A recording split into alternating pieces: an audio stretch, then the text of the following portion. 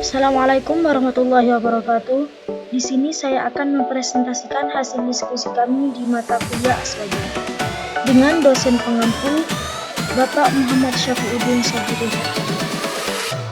Saya dari kelompok 3 yang beranggotakan Linda Fajaria, Reza Amaliani, dan Irfan Naufal. Di sini saya akan menjelaskan tentang penerapan akidah, akhlak, ibadah, dan sosial kemasyarakatan dalam kehidupan bermasyarakat. Yang pertama, saya di sini akan menjelaskan tentang pengertian akidah, akhlak, ibadah, dan sosial masyarakat. Yang pertama adalah pengertian akidah. Akidah secara bahasa adalah keyakinan atau kepercayaan. Adapun secara istilah, akidah merupakan suatu keyakinan hidup yang dimiliki oleh manusia. Pengertian yang kedua adalah pengertian akhlak. Akhlak secara bahasa adalah al-khuluq yang berarti kebiasaan. Adapun secara istilah, akhlak adalah tingkah laku seseorang yang didorong oleh suatu keinginan secara sadar untuk melakukan suatu perbuatan yang baik. Pengertian yang ketiga adalah pengertian ibadah. Ibadah secara bahasa adalah merendahkan diri serta tunduk. Adapun secara istilah, ibadah adalah taat kepada Allah dengan melaksanakan perintahnya melalui ucapan ataupun perbuatan. Yang keempat adalah pengertian sosial masyarakat.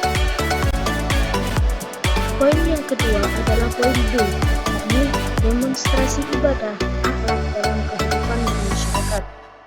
Demonstrasi yang pertama adalah sopan dalam bertamu.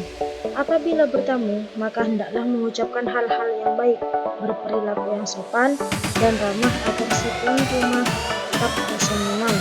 Contohnya seperti ketika kita mau bertamu kepada seseorang, kita mengucapkan salam terlebih dahulu. Demonstrasi yang kedua adalah berbuat baik kepada tetangga. Memuliakan dan berbuat baik kepada tetangga adalah perkara yang sangat ditentukan dalam syariat Islam.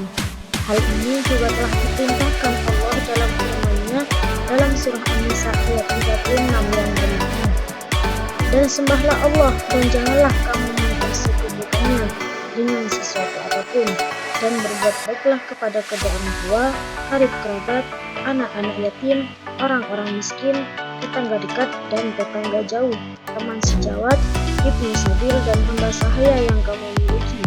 Sungguh, Allah tidak menyukai orang yang sombong dan membanggakan diri. Demonstrasi yang ketiga adalah pergaulan yang baik. Bersahabat dengan lawan jenis tentu bukan suatu hal yang diharamkan dalam agama. Akan tetapi, agar tidak terjadi fitnah, maka alangkah baiknya kita senantiasa memperhatikan beberapa batasan dalam bergaul dengan lawan jenis, seperti tidak terlalu bercampur baur dengan lawan jenis, agar kita senantiasa dijaga dan dijauhkan dari fitnah. Selain itu, kita juga dilarang untuk berkhalwat atau berdua-duaan dengan lawan jenis, seperti yang telah dibunyikan dalam hadis, janganlah laki-laki berkhalwat dengan seorang perempuan kecuali bersama mahramnya. Demonstrasi yang keempat adalah menjaga ukhuwah.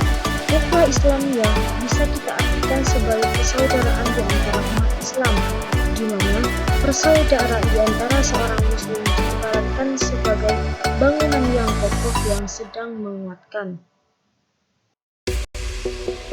Beralih ke penjelasan yang ketiga, yakni C, penerapan akidah, ibadah, akhlak, dan sosial masyarakat dalam kehidupan bermasyarakat.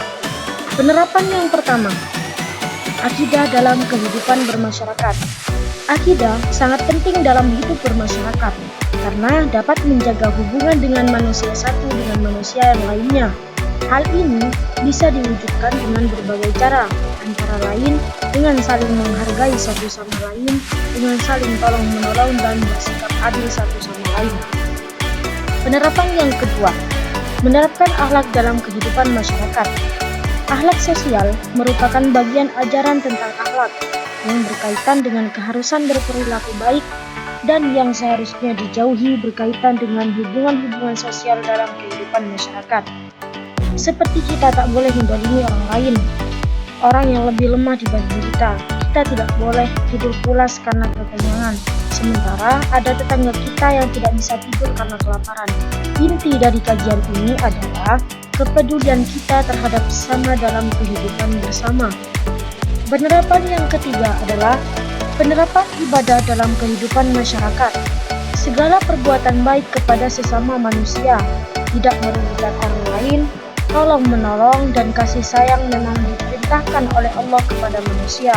Artinya, hubungan baik kepada sesama manusia itu dalam rangka hubungan baik kepada Allah atau hablum minallah, dengan kata lain hablum minannas dalam rangka hablum minallah. Keduanya sejalan dan tidak untuk dipertentangkan.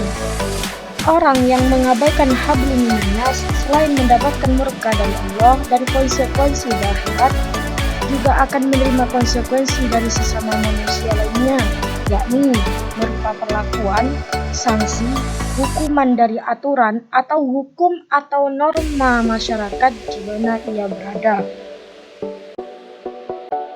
Sekian presentasi dari saya, kurang lebihnya saya mohon maaf. Syukran ala ihtimamikum wal afu minkum. Terima kasih. Semoga bermanfaat. Wassalamualaikum warahmatullahi wabarakatuh.